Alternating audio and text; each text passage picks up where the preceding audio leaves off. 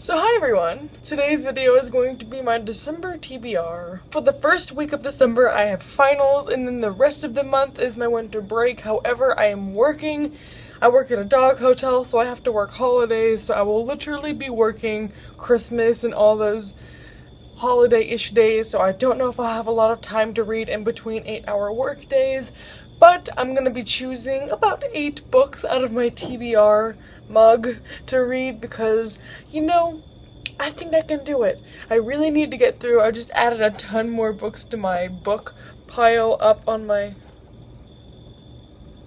shelf, so I want to get more read. So let's just go ahead and choose some books.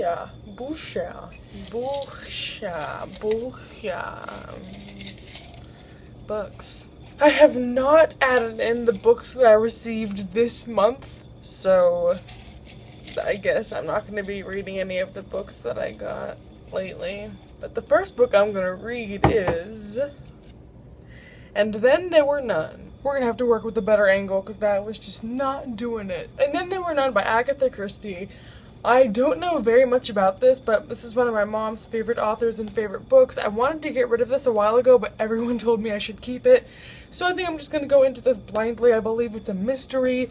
The font is really big and there's a lot of dialogue, so I think it should go by quickly. I've never read Agatha Christie before, and she's super well known, so hopefully I'll get into this and enjoy it. Book number 2 is The Kite Runner. As you can tell, I have a bookmark in here because I started this at one point and got 40 pages into it, then stopped. My problem with this was I was getting bored, and so I went and bought it on audiobook, but then ended up never finishing it. So I'm gonna restart this on audiobook, probably listen to it the entire way through on audiobook.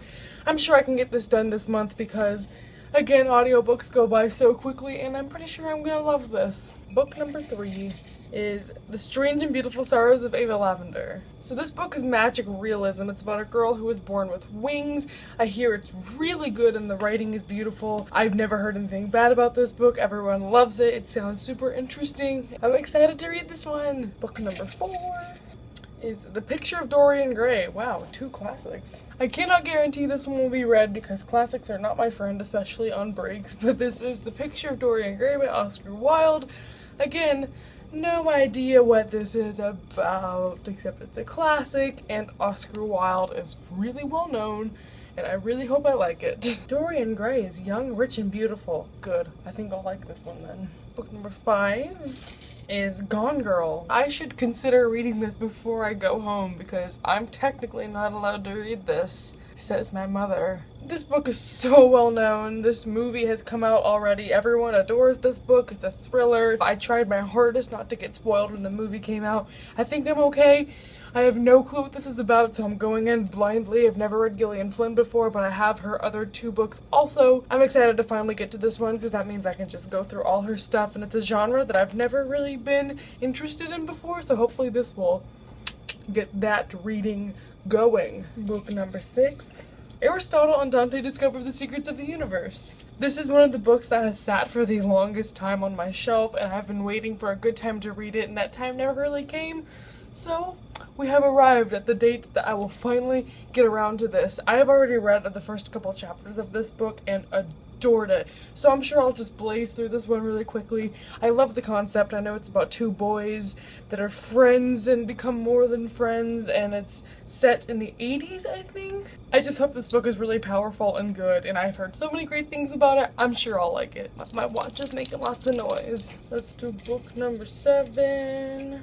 A Tale for the Time Being. This book takes place in dual perspective between a girl in the US and a girl in Japan, and it follows the 2011 Japanese tsunami and goes back and forth between these 2 characters and how a letter that one person wrote was found by this other person and kind of how those 2 worlds intertwine. Perhaps that's wrong because I have not read it yet, but I hope I'm gonna love it. This is adult. I don't read a lot of adult. I hear a ton of great things about this, and I'm excited to try it. This cover is just...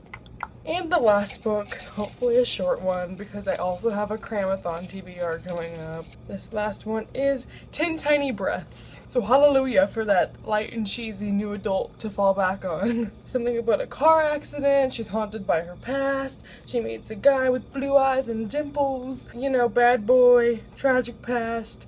It just seems cliche. I mean, I'm down for some cliche new adult every now and again, you feel me? So this is gonna go by pretty fast, and I'm glad I picked this, because if everything gets too intense, I can just revert back to some corny old romance. So like I briefly mentioned a second ago, I will have a TBR for the Cramathon coming up soon, and that will involve some smaller books. But thank you all so much for watching this. I hope you all are gonna have a wonderful Christmas holiday season. I'm so excited for Christmas coming up, you don't even know. I have holly right there and my advent calendar right there, and some fake candles right there, so I've decorated. Let me know if you have read any of these books in the comments down below, and until my wrap up, hope you're all having a nice life, and goodbye.